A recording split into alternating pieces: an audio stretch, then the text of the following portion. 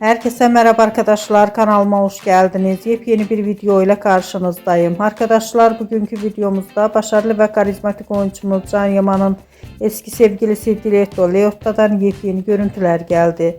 Ben de bu görüntüleri sizler için YouTube kanalımda video halinde sunuyorum arkadaşlar. Umarım beğenirsiniz. Videomu beğendiyseniz kanalımı izlemeyi ve bildirim butonuna basmayı unutmayın. Şimdilik benden bu kadar olsun. Yeni videomuzda görüşmek üzere. Hoşça kalın.